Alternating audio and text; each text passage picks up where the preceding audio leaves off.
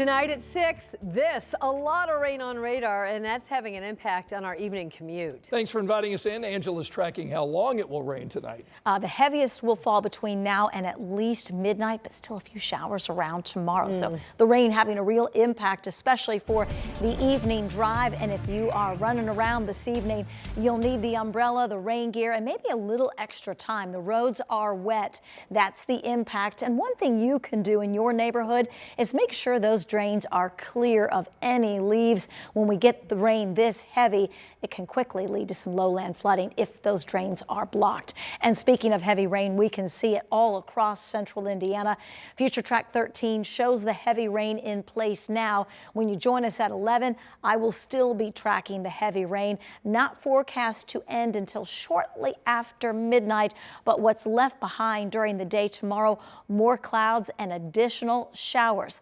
I'm going to walk you through, continue the timeline in that Thursday forecast, some local views on radar and how much rain to expect in a few minutes. All right, Angela, thanks so much. Tonight at 6, a student-run newspaper at one of our state's largest public universities is coming under fire from Lieutenant Governor-elect Micah Beckwith. It all surrounds the paper's election issue. Emily Longnecker shares the post that started it all, along with response from the paper's editors at IU and the new lieutenant governor. The lieutenant governor-elect says he stands by his post.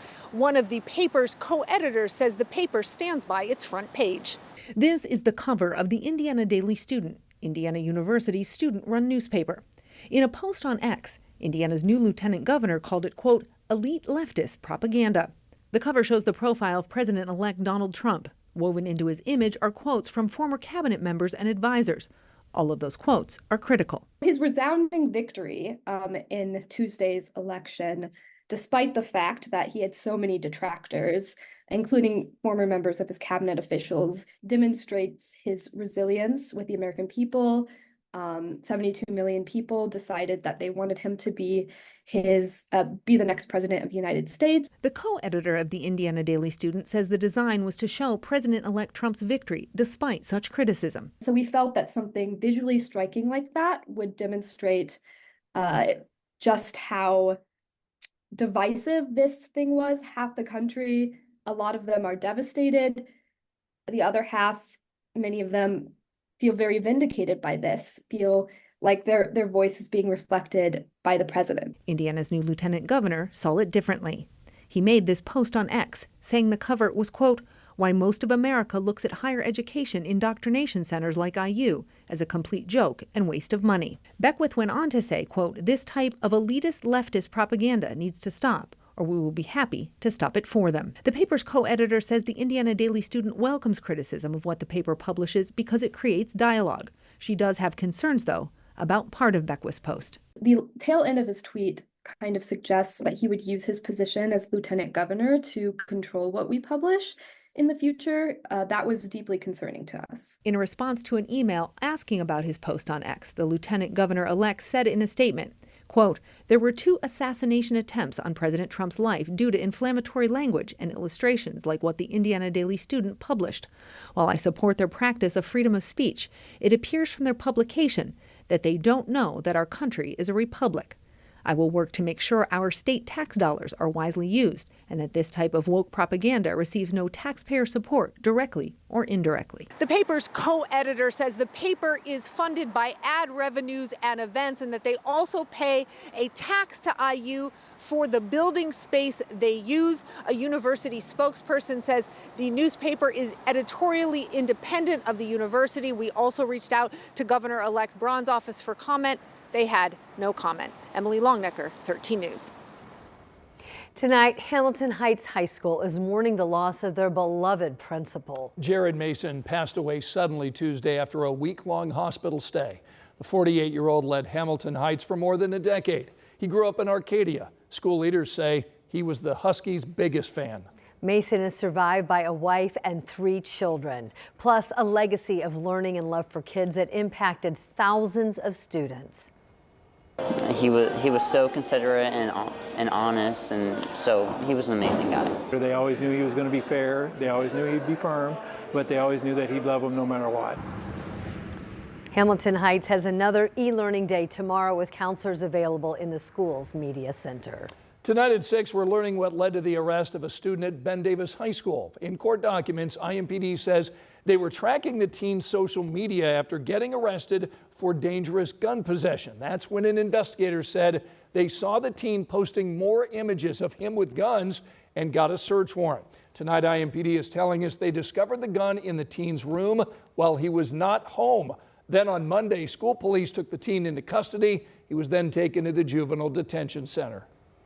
IPS just announced an appointment to fill a vacancy on its Board of Commissioners. We learned that Deandra Thompson will now take over the role left empty by Kenneth Allen. He left that role to become the new Center Township Constable after Denise Hatch was charged with official misconduct and gun charges.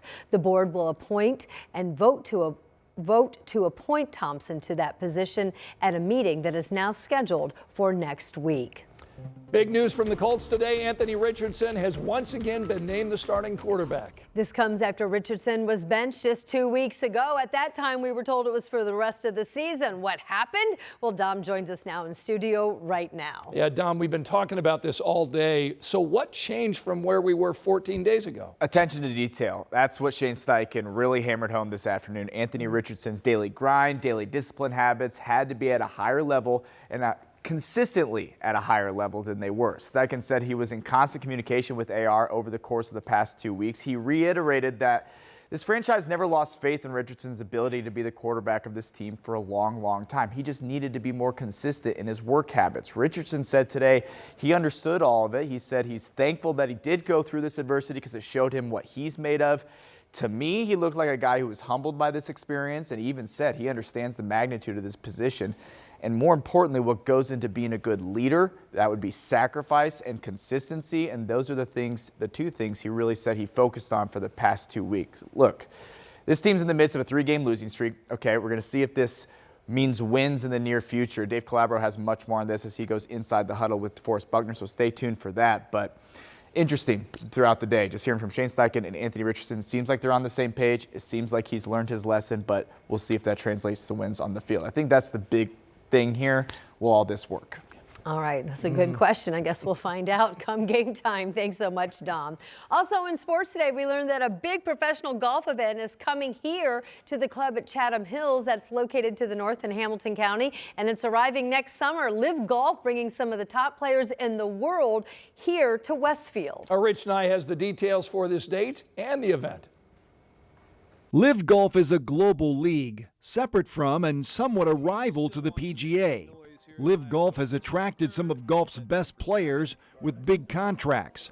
Now Live Golf has added Indianapolis as a new tour stop in 2025. The club at Chatham Hills in Westfield will host the final event of the regular season, August 15th through the 17th. The 54-hole event will decide Live Golf's individual champion for 2025. Grant Park brings many big sports events to Westfield, but this is an international event. This will be on steroids compared to a typical youth sports tournament. They're talking anywhere between $21 to $29 million in economic impacts to our community. That's restaurants, retail, hotels, sales tax for the city. It'll be huge. Chatham Hills is being lengthened to challenge the pros. The club is adding bunkers and renovating all of them. In Westfield, Rich Nye, 13 News. Soggy night for central Indiana, and the fall feel continues in your Thursday forecast. Lung cancer is so dangerous because it doesn't cause symptoms until it's fairly advanced. Tonight, striking early in the fight against lung cancer. Ahead, the screening that doctors want all long-term smokers 50 and older to get.